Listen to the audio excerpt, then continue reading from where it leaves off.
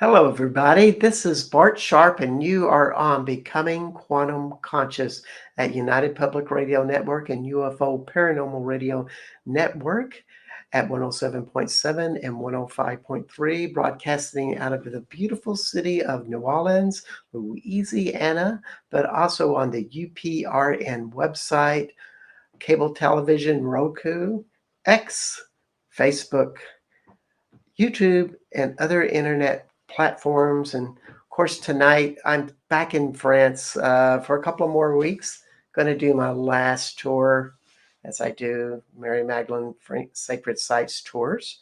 It's kind of my fun semi profession.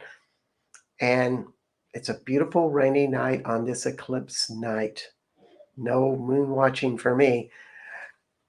And it's just really interesting with eclipse in general because a lot of people really look at it like, oh, all of these bad things happen because everything's magnified. And I just really invite you to the possibility that everything that you would like to create, this is a good time to magnify your intentions, your dreams, your heart's desire, and just say, yeah, let's just celebrate my life and what would I like to do next. This is a great time to dream, great time to get clear about what you would like to create. Because this is about energy, it's about intensity, and about a new aspect of the energy with the eclipse happening, the moon and sun interacting so directly. So it can just bring in new nuances in. So that's just great food for thought there to put this up. Do not fear energy. It's just energy, and you have every privilege to direct it in any way, shape, or form. So I wanted to bring on our guest today, Krishna Rose. So here she comes. Hey, Krishna. Hello, sweetie. Hello, everyone. Hey, how you doing? I'm good. I'm happy to be here. How are you? Oh, good, good, good. I mean, when I look at you, I go, I think your hair needs to be a little more red like Mary Magdalene's. If I'm looking at you like, don't I know her I love someplace? I actually love my hair when it's red, but my husband doesn't like red hair, so I dye it these Oh, colors. he's got to get over it, I tell you. Yeah. Yeah, Yeah. yeah. So Krishna Rose has been on my show once before, and she has written. It's more like an epic novel, and an epic means that just in case you, at least how I see it, and I've understand in literature that if you have an epic, it means that you really tell a story of the times, and it eclipses not only the characters but all of these aspects of what it was like to live in that time, in which your book, Woman in Red, does that. I see it as an epic novel about Mary Magdalene and Jesus. Thank you. Yeah, yeah. So it's got a lot there to go on it, and we've the last interview we did, we really spent a lot of time with that book, and maybe just approach it a little bit differently, just to make it a little more personal. Hmm. I mean, what got you interested in Mary Magdalene in the first place?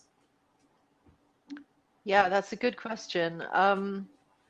Well, to go back to my early life, I remember being 3 years old and my nanny taking me to a church for the first time, where I stood in front of one of those big crosses with Jesus on the cross.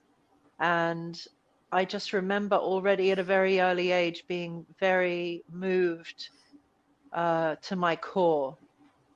And my mum was working in a jewelry shop, and I was literally putting little Jesuses on the cross in boxes, that were going to be brooches for people or pendants for people to wear. So from a very young age, I had this love for Jesus, um, that didn't feel religious. It felt Hmm. more personal, perhaps. So then, when I was in my early 20s, The Last Temptation of Christ came out, Oh, which what a was wonderful movie. an amazing movie, and I must have watched it. I probably watched it 50 times. Um, Only 10, only 10 for me. I mean, I was a bit obsessive. Me and my two friends from England, we all obsessed with watching this film together. So whenever we got together, we'd put it on, and we always got something new out of it. But you know, the concept of Mary Magdalene marrying him and him having a life in the south of France, and the hinting that there was more to this story than was being told. And then couple that with me having been taken to the Jesus tomb when I was 8 years old in Srinagar, Kashmir, where I remember having the thought, I'm going to figure out why he's here. Why does nobody know that Jesus is buried here? And didn't he float off on a cloud? So I think already from like 8 years old, I had it in my mind that I was going to be an investigative journalist and try to figure out what happened. But when I watched this movie, The Last Temptation of Christ, and I thought about, for example, I thought about how she bathed his feet and wiped with her hair and wept tears, how she anointed him, and this happened twice. So when I researched the history of uh, the rituals of marriage for ancient Judea for the time period of Christ, what came up was that there were two weddings. The first, the woman would bathe and anoint the feet and cry on the feet and wipe with the hair, wash the feet with the hair. And that was a bridal ritual. So I suddenly realized, wow, like what I'm watching in this movie, Mary Magdalene weeping on Jesus, she's marrying him. And then when she does it the second time, you don't get to perform the second rite of marriage unless you're with child. So Mm, only if the wife has begotten a child to her womb does the second marriage rite happen. And in the New Testament, it's noted that she did this ritual twice. So I was very wow. intrigued, and I just knew I felt a burning in my bones, in my blood, that I had to get to the bottom of the story and I had to make right her wrong. It was like my life mission Hmm. to rewrite history and tell the real story, because fake news has been around a very long time. Yeah. When you tell that story, it really puts a lot of emphasis on the feet and how important they were. And if you think of Mm. anybody during that time, the feet were under a lot of stress. They were, of course, on sandals or you're barefoot and you're on the ground. They were Mm. like walking along in a very parched earth that was, Yes. not Hard. comfortable. Yes. And you had to protect them. They were probably one of the most vulnerable things that Mm. people had to deal with. And so Yeah. therefore there must have been some rituals about the preciousness and importance of them is just thrown in there. It's just, what I like Yeah. about you is not only have you done a lot of studying, but you're just you're dancing on the intuitive aspect about it, Yes. which I appreciate The because two I the never two have to I meet. I never got that out of that movie. I just loved Harvey Keitel Oh. and William Dafoe. Uh, Oh, he was amazing. yeah, who Well, could the be? feet, the feet is very interesting because actually in India, we worship people's feet. When somebody comes to your house, you touch their feet. You bow down and touch their Hmm. feet. If a guest comes to your house, you bathe their feet. So we know Jesus bathed his disciples' feet. He washed people's feet when they came to visit with him. Um, and it's actually a sign of humility, is what it is. It's a sign of humility to bathe somebody else's feet, that you put them above yourself.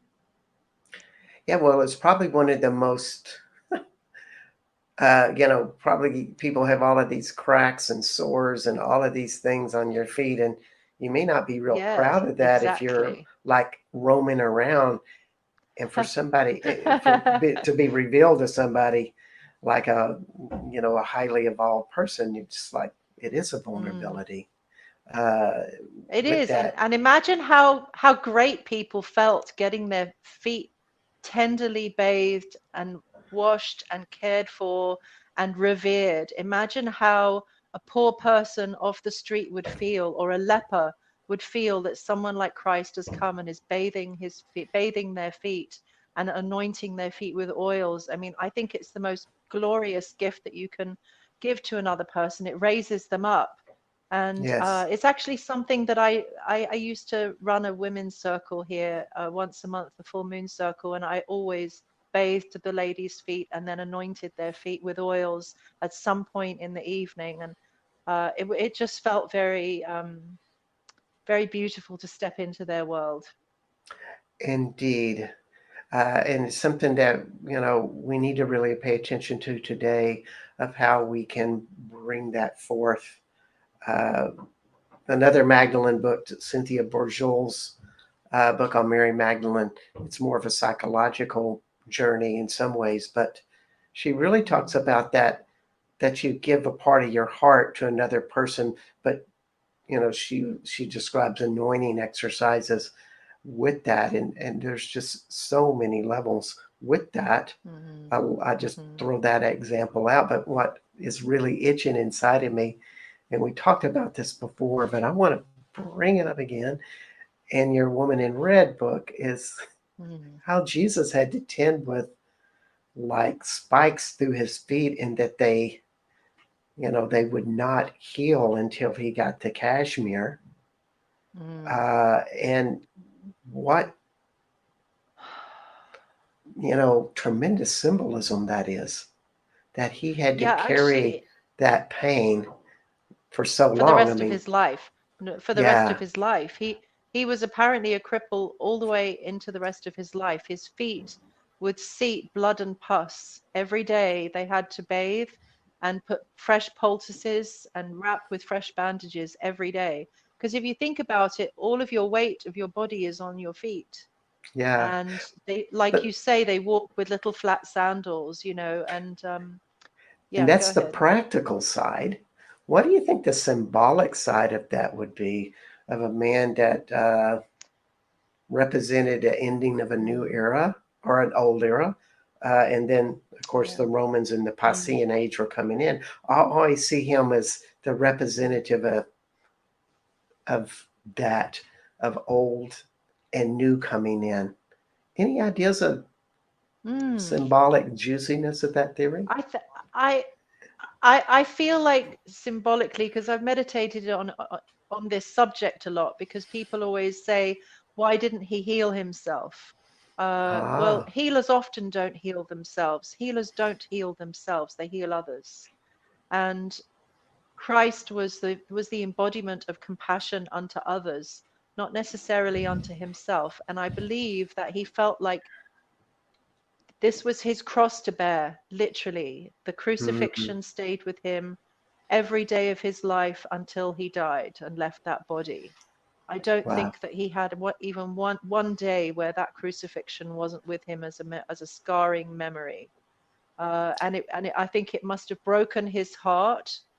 My intuition told me as I was writing the book that it broke his heart that human beings could be this cruel, that he couldn't even understand how humans could wish this upon another human, especially someone as loving and kind as he was.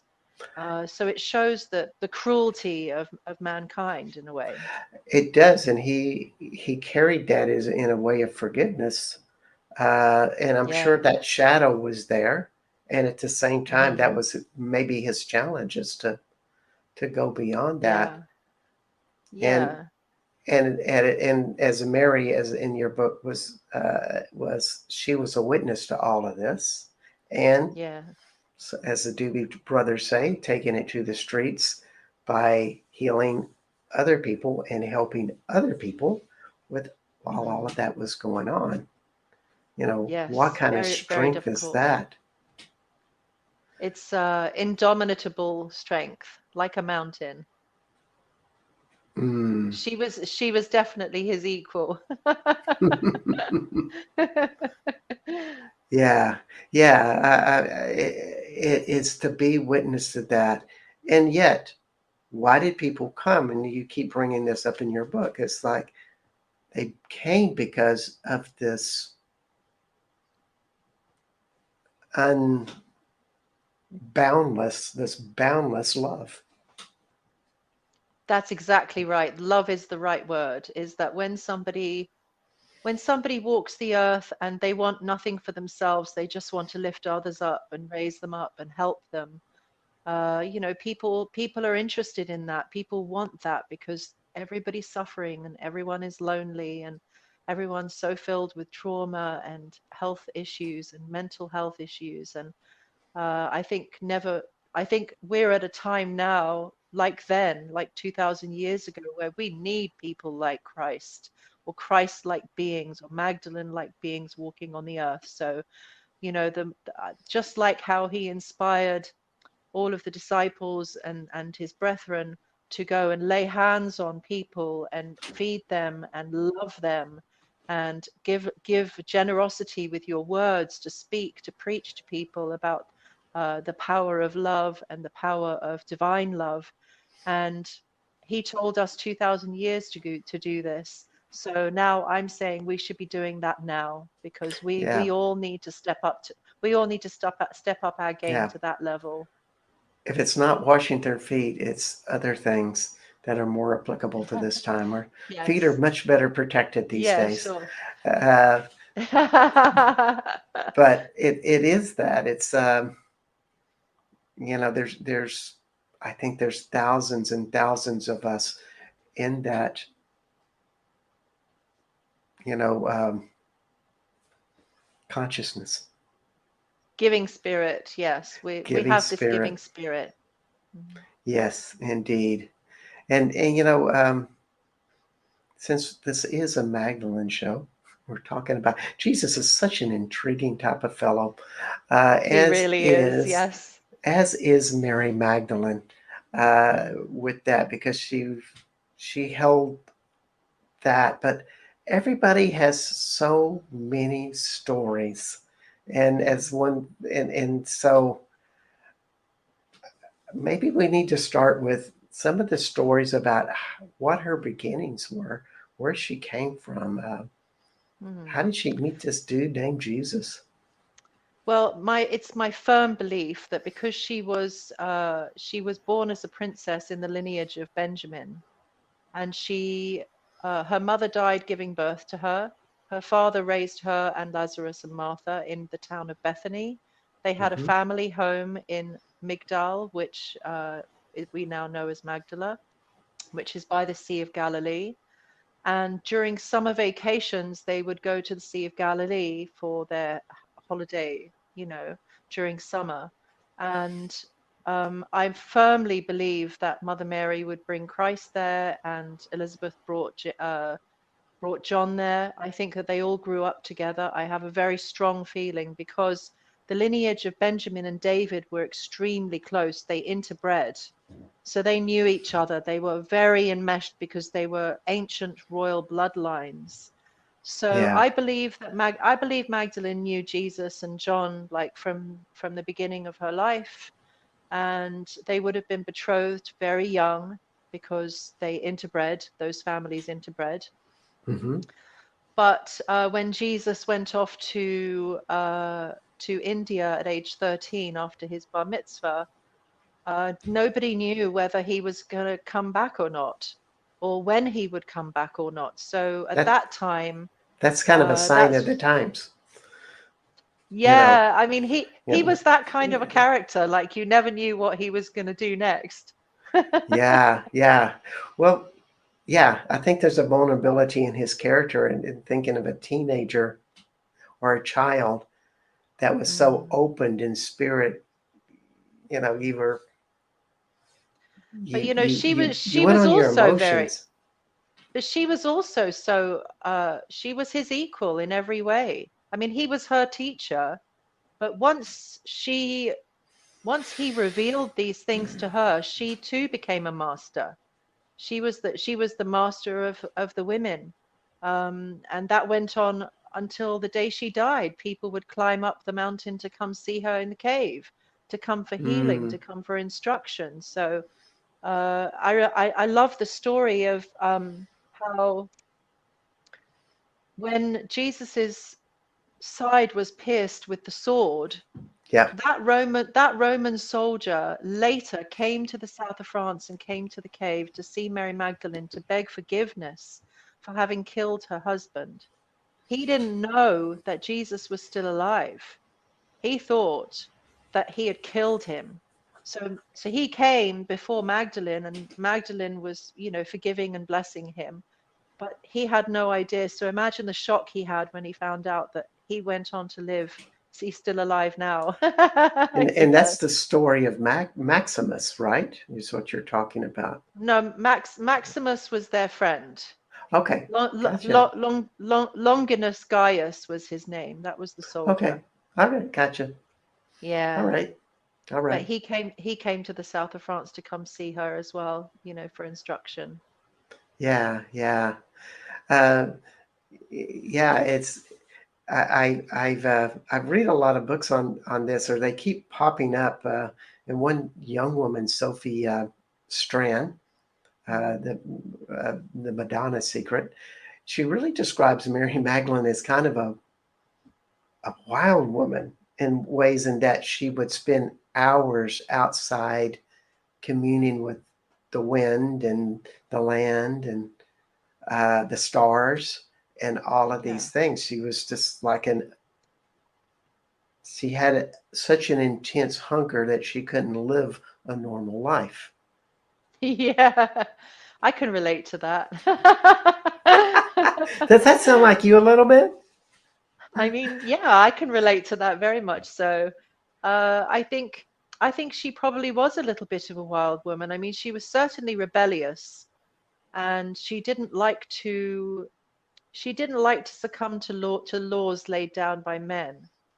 Mm, She was very influenced, like Jesus, very influenced by the therapeuti, who, even though they had many laws, the laws encompassed women being great.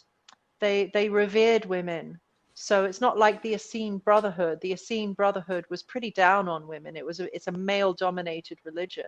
So, the women aren't really accepted or revered, or they're not allowed to teach, they're not allowed to hmm. speak.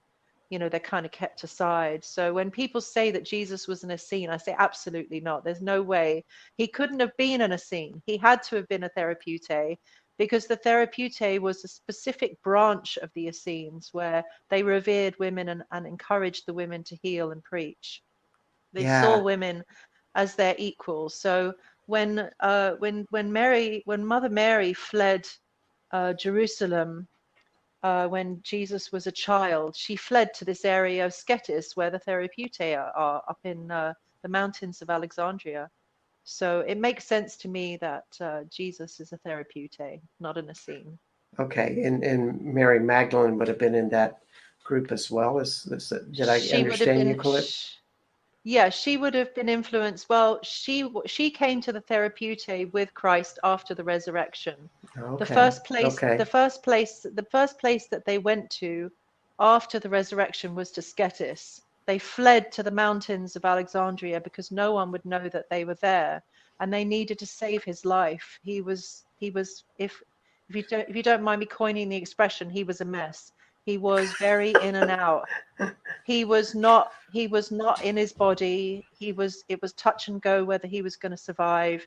He'd lost a lot of blood, and he had been whipped and starved and dehydrated and all of the above. He'd been through death and come back to life. So you can imagine how harrowing all of that must have been for him. So they went to the therapeuti because they have all these healers who know the art of poultices and herbs. So they stayed there for 1 year just to let him recover sufficiently that they could get on a boat and go to the south of France. And that Wow. was where she gave birth to her firstborn son, Yeah, yeah. Jesus's child. Not Sarah, but James? Yeah, no, not Sarah. No, Jude. Jude. Okay. Okay. Yeah. All right. All right. So what do you think, you know, I love the theory that, well, if the Romans are looking for you and they would want the son because they're afraid that, the, the, the son of God has a son and Mhm. we got to kill him soon because he might create a riot and uh, destroy our society in Israel. Uh, Mhm. do you kind of agree with those type of thinkings of why they would go to France, or were there other reasons why they would go? Abs- I think it was many reasons. I think Joseph of Arimathea was the main reason why they came to the south of France because, Joseph was very well traveled. He was a very wealthy tin miner. I personally believe that he was the uncle of Mary Magdalene. That's just my own, I don't have any evidence for that. It's just a feeling that I had when I was Mm-hmm. writing the book, because he was very involved in Magdalene's life for the rest of her life, and Jesus too. But he was a very wealthy tin miner and he had a whole fleet of ships. So that it would make sense to leave Judea via ship and go to an area that was safe. And in the south of France at that time, there were hundreds of Jewish communities, already functioning, Wow. because all of the Jews that all the Jews that fled Judea back in the day when the Romans infiltrated, they came to the south of France. They all went there because the climate is very similar to Jerusalem. It's dry, it's hot, it's seasonal, and they can grow. It's very fertile land. It's got mountains and water. It's got everything. So I believe that it was quite intentional, and I think it was Joseph of Arimathea who arranged for them to go to this area of the south of France, and Maxime was where they landed. Of course, it wasn't called Saint Maxime, it was named Maxime after Maximus, who was, uh, like Joseph of Arimathea's right hand man, if you like. Oh, really? Wow. Yes. Wow. Well, that's all so interesting. Do you feel Mm. like um, they landed at Marie de la Mer? Kind of like, one of the Yes. French legends is that, of course, they were on a boat. The rudder was broken by Mm. the Romans, and they were shoved out to sea to drift and hopefully die. It would have been Mm. a good thing. I mean, that's one of the French legends that I've heard here. Yeah, I mean, I don't necessarily believe that the Romans had nothing to do with them getting on the ship and leaving at all. They didn't break their mast or anything like that because they were escaping. They were Mm. incognito. They had smeared their body with sand and they put on the cloth of beggars so that they Oh, wouldn't be wow. recognized. Yeah, and of course, Jesus was very weak, and he had his crucifixion wounds, so they had to hide all of that. And Yeah. then they took the boat ride, and on the boat ride there was a very big storm. Apparently, according to the legends, there was a very big storm, and the storm was what broke the mast. But Oh, wow. Jesus got up and calmed the storm. So then they arrived at Marie de la Mer, and this was the initial place that they landed, and from there they would have been taken inland where the Essenes and therapeuti and Jewish communities were already living. It was more inland. Hmm.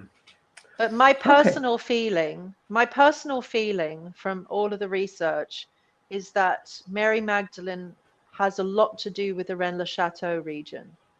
And it's I Hmm. think I think it's a lot I think it's a lot deeper than only her body having been buried there. I think that she lived in that area for a while. I agree. And let's continue that train of thought. And it's intermission time. And I need to tell everybody that you are listening to Krishna Rose, author of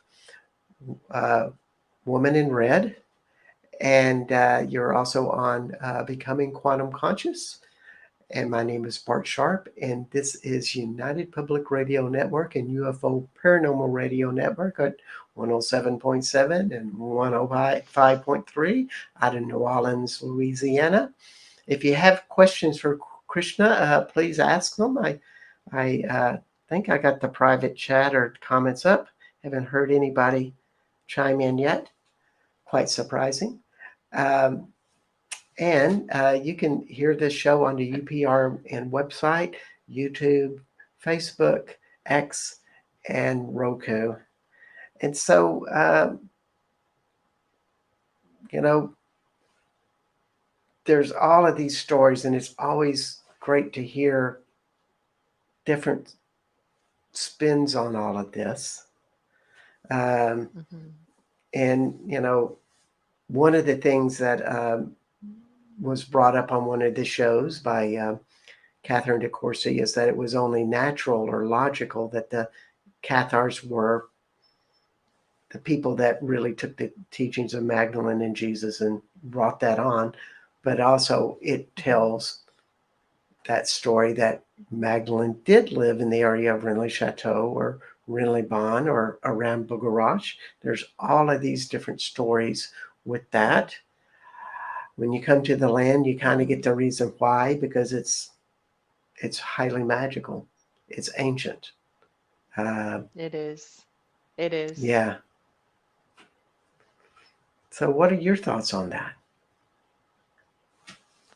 Well, when I first began researching and writing specifically, I really didn't know what direction the book was going to go in. I was just the scribe, if you like. I was the empty vessel allowing my hands to type the story, but I kept getting this intuition that she moved further into southwest France towards Ren-le-Château because the Jewish communities, they have problems and they have politics like human beings do.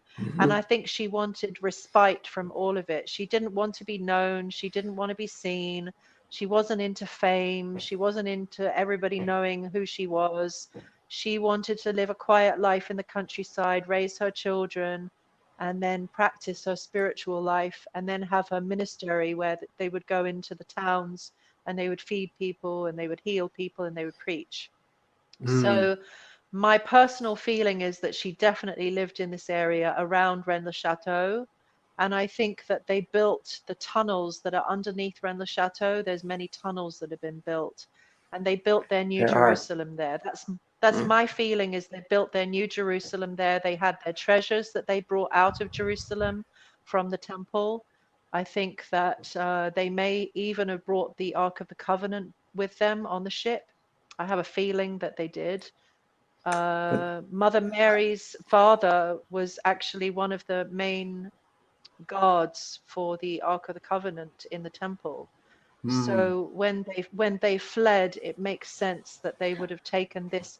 The other thing that they took, the other treasure that they took, which astounded me, is the rock that that belonged to Abraham, that his grandson used as a pillow.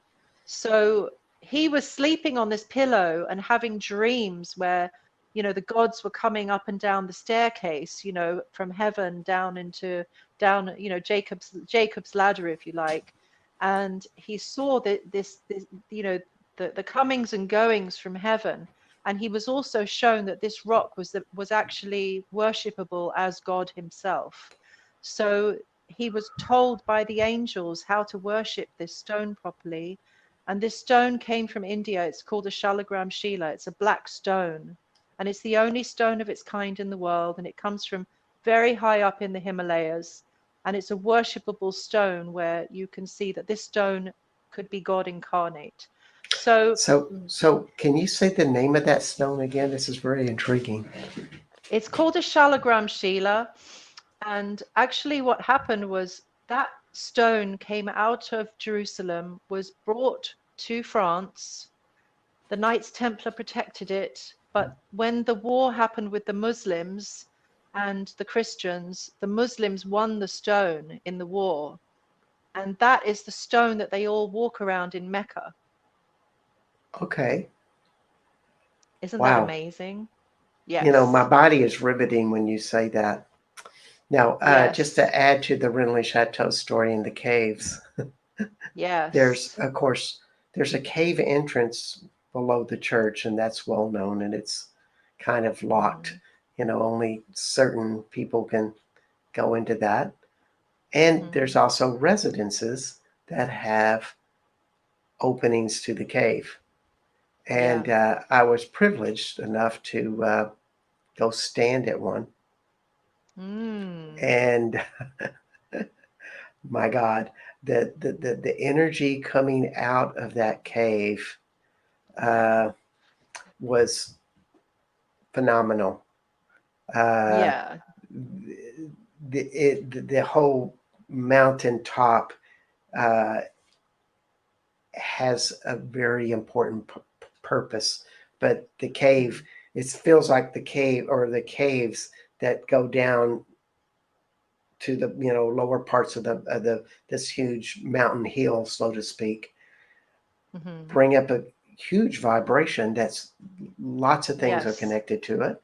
It goes into lots of Yes. dimensions and realities. Uh, Mm-hmm. it is a beacon. And I think that's why the Yeah. Templars were cherishing it, because they protected the Magdalene consciousness. That was one of their Well, they were jobs. That was protecting important to them. Magdalene. They were protecting Magdalene herself. They were protecting Mary Magdalene's body, which was intact and kept at Ren-le-Château underneath the altar in a cave. And when Saunière discovered Mary Magdalene's body, along with the artifacts and scrolls and gold and all these things, he knew that he'd come across something dangerous, because the scrolls were To say the least.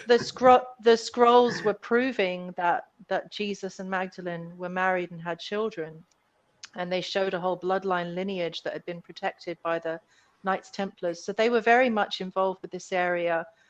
They were protecting Mm, the treasure of Magdalene's body along with the treasures of the family. They were protecting the bloodline themselves.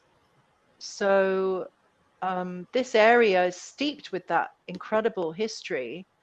And, this was the primary reason why the Pope and King Philip ordered the murder of the Cathars, was to wipe out knowledge of Jesus's marriage to Mary Magdalene and knowledge of their children. Because if you think of you have to think of the messianic lineage as a throne. It gives you domination over all humankind. This is more than being a king or a queen. It's a yeah, messianic throne. And the Vatican stole that for themselves, and they didn't want anyone else to take it away from them. They wanted total control over the Jesus narrative.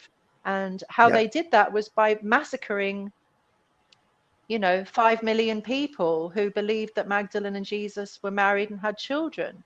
And they did it because they didn't want to give up their messianic throne that they had stolen from Christ. But I think it's astounding that this information has even lasted the last 2,000 years, and that we're able to even have a discussion. When I think about how many people, how many hundreds of thousands of people died for this yes, yeah, story to last 2,000 years. There were hundreds of thousands, if not millions, of people who died to protect this story, to protect Mary Magdalene. So that brings me to another story, because there's been a lot of discussion in the group on Facebook about the Santa Bauma, the cave, and also about the church where Magdalene's skull is held, yes, apparently. yes. I wanted to So bring up that topic. So yeah, let's proceed. yes. So what I want to say is that there's no way that that skull can be Mary Magdalene's skull, and I'll tell you why. Because Mary Magdalene is hailed as a queen amongst the Knights Templar. Her body was revered and protected, intact. There's no way anyone was taking that head off of her body and placing Mm, it in a church. It would never have happened. If somebody wanted to revere Magdalene, they would have taken the whole body and placed her in a glass casket. They would never remove the head of their queen to put on display like that. It's very garish, and we It would know be, that. Hmm, well, it would be garish to separate the head from the body yes, and divvy up no the one would have done parts. that. No one would have Uh, done it. I'm sorry. yeah, Not even yeah. Not even the Vatican would have done it. But these churches, if you go back in history, these early Catholic churches, they were known for doing this. They were known for saying this is the holy blood of Christ and it's sheep's blood when it's tested. That Mm, these bones belong to this revered yeah. saint, and it's just a pauper of the street. That So, they did it to bring pilgrims to their churches so they would have money and followers and all of that. of course, of course. And at the same time, there's, there's another story with this, and I'll just throw this in Yeah, there, that yeah. it wasn't Mary Magdalene that stayed in that cave at Mm, St. Baum, mm, but Mary the Egyptian, who was a bona fide holy woman herself and a former prostitute. I just wondered mm. if you had any thoughts about that or other thoughts about, well, whose skull is that I in think St. Baum? I think the skull could be anyone's skull, and I think that they put it in there to bring pilgrims and money to the church. I think that the church during that period, especially when her skull was first placed on the altar for reveration, at that time specifically, the church was quite renowned for bringing in false idols Mhm. to worship. So I don't believe it's Mary Magdalene. There's not even an inch of me that believes that that's Mary Magdalene. Her body's intact and it's at Ren-le-Château, somewhere in the grounds of Ren-le-Château, just like Berenger Saunière depicts in his church. You see, if you look very carefully at the backgrounds and how he placed the mounds and the way they're all looking at the grave, and there's so many clues in that church that he found her body under that altar and then reburied her along with her treasures somewhere in the cave systems Mhm. down below Ren-le-Château. Now, I did hear from somebody who knows Ben Hammock quite well, who was the one who exposed the tomb long time ago. He was ultimately ridiculed, but it seems like he took the ridicule to protect the cave. He was the one who came out and said the cave is fake. It was all fake. The tomb is fake. Her body's not there.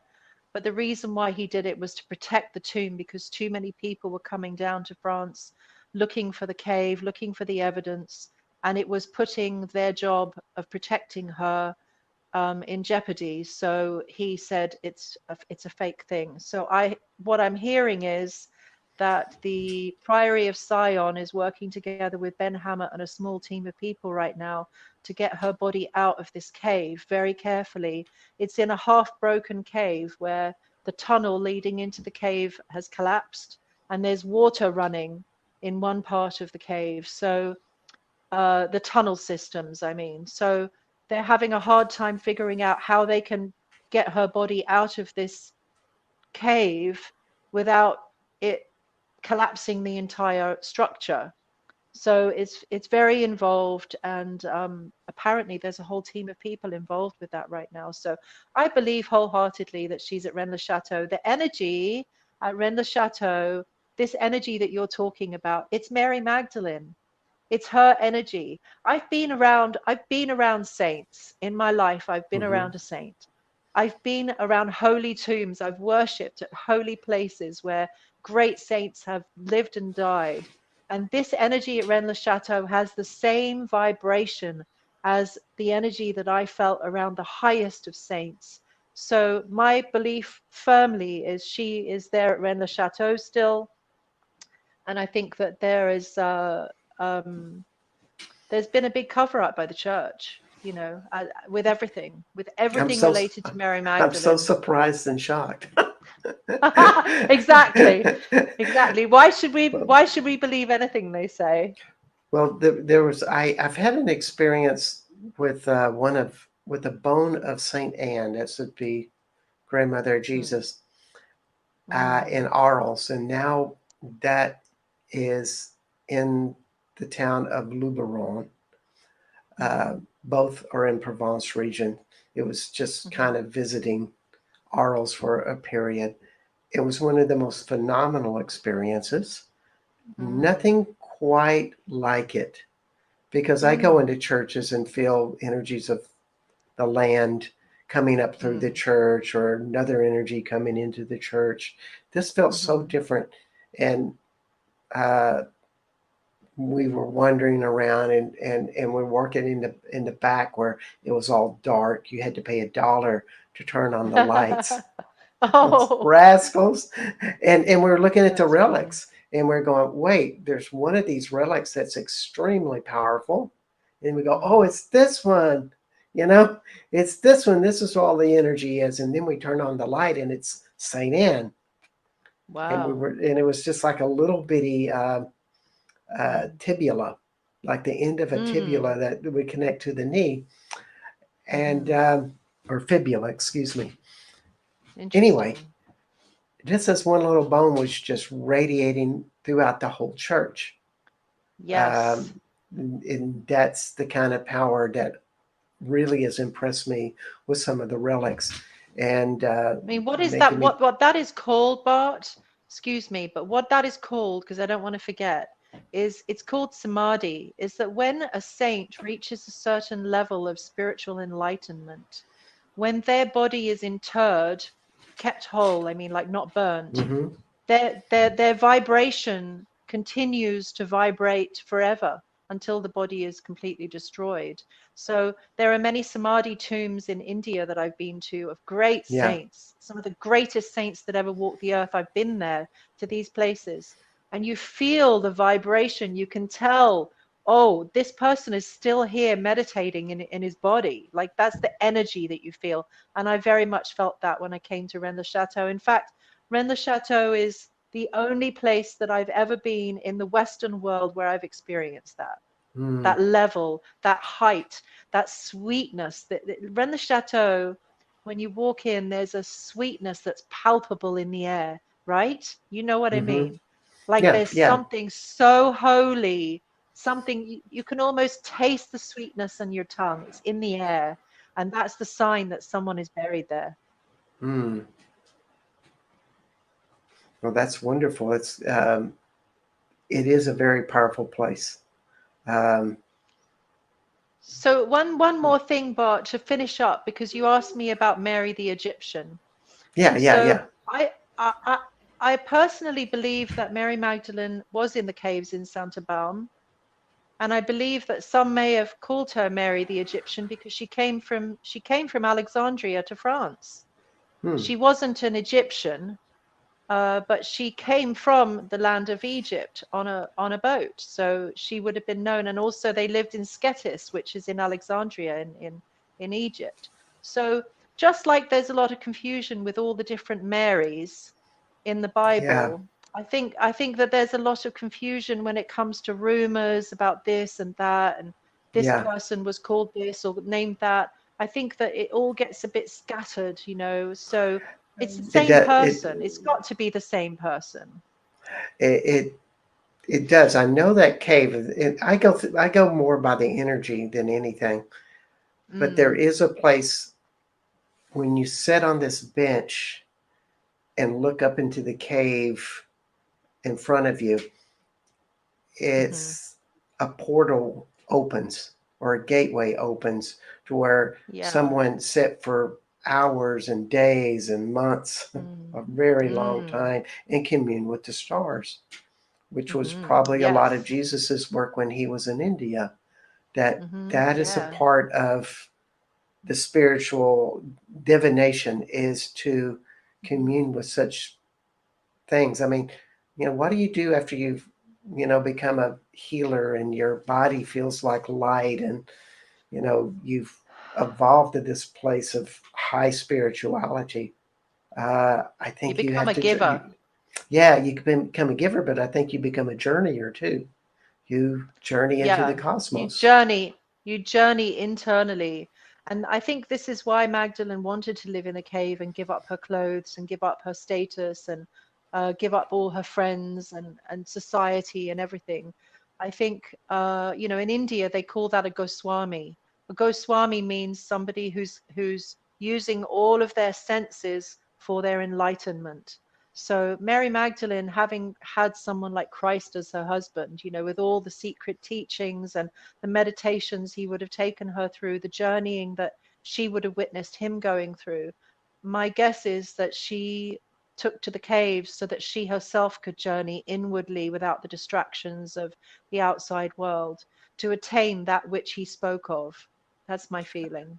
Yeah, that's what I totally get when I was there this summer. One of my highlights of Mm. this really fabulous summer, and if you follow me on Facebook, I promise by the Mhm. time I leave France on the 23rd, I will have an article where I say top 10 experiences this year in France. It's been fabulous Lovely. year. 5 month Lovely. journey here in sabbatical with everybody looking at this Lovely. curtain behind me for this show. It's not my Austin residence. So we're kind of coming down to the end, and I want you to think about a message that you would like to tell, and Mhm. also as an ending. But as you think about that, everybody, you've been listening to Krishna Rose, author of Woman in Red, and it's been such an intense conversation. I never put the banner out this whole friggin' show. There we go. Oh. So we have At the Krishna end. Rose, author of Woman in Red, and you can find her on www.krishnarose.com with all of this great work that she does. She does CDs, meditative work, writes books, makes YouTube videos, just puts out this big message for the world about Magdalene consciousness, but higher consciousness in general. Almost like you can't pigeonhole you as like a Magdalite totally. Mm. You've got too many other things going on. Uh, Yes. also, my name is Bart Sharp, and you are on Becoming Quantum Conscious at United Public Radio Network and UFO Paranormal Radio Network at 107.7 and 105.3 out of New Orleans, Louisiana. And next week, we will have Neil Ryan Dumra, and we will be talking about heart openings through cacao. And Neil is a expert in all forms of health advocacy and organic products. So it's always fun to have him on the show because I'm always learning new stuff to keep myself healthy and keep myself vibrant. So, Krishna, what final message you'd Yes. like to give everybody? Okay, so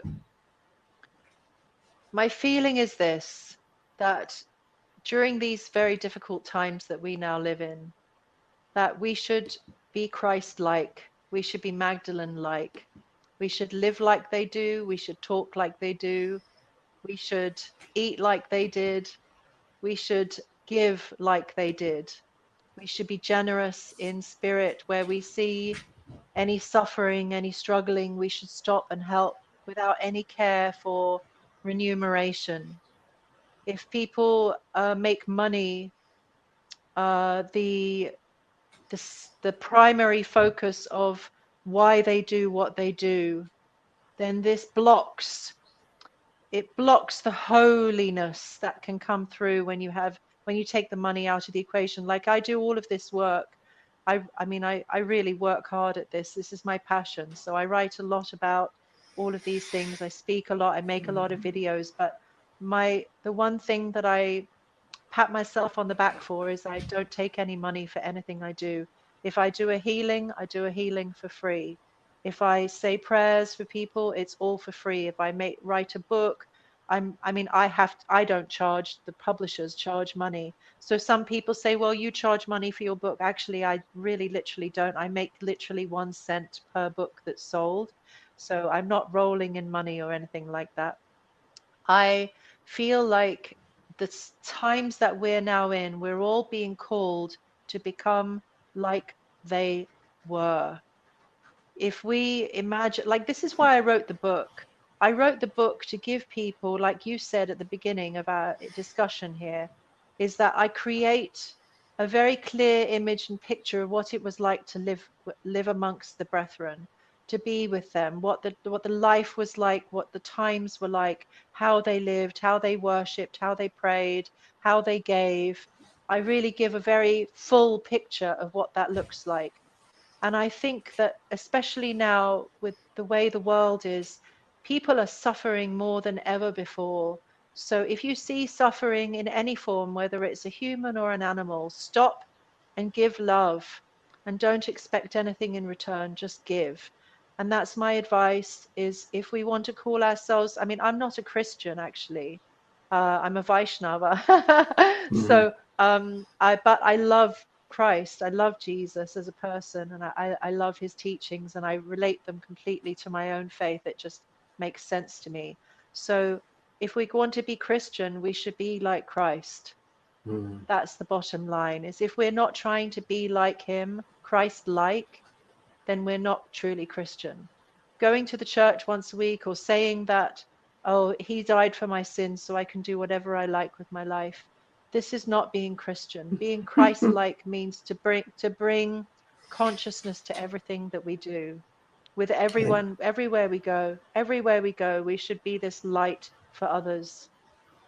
Yes, that's a Ah, one wonderful one last wisdom. thing. One last thing I want to add to that is everyone you meet, you can look 50%, you can look at the faults in that person, or you can look 50% all of the good things in all the good qualities in that person. So when you meet people, rather than judging or discerning or criticizing what you see in people, I personally really look, my motto in life is I look for the good in others and I fan the flames of the good that I see in them. Because my guru did that for me. My spiritual teacher in India, he accepted me so fully that I experienced in this life what it feels like to be accepted even with my sinful mentalities, my small-mindedness or whatever was there in me, he accepted me. And all he focused on was this one part of me that was good. And what happened was by fanning the flames of my good became bigger. So when we meet people, we should look for the good. And even if you see the bad, don't give it any energy. Just focus on the good and let that grow. Be the holy master. Teach Yes. others about love. And it Nur- begins with all of us. No judgment. yes. Nurture the seed of goodness. Well, thank you so much, Yeah, Krishna. Krishna you're very Rose, welcome. Woman in Thank Red. you. And we'll see everybody next week on Becoming Quantum Conscious. See y'all later. Bye bye. God bless you. God bless you.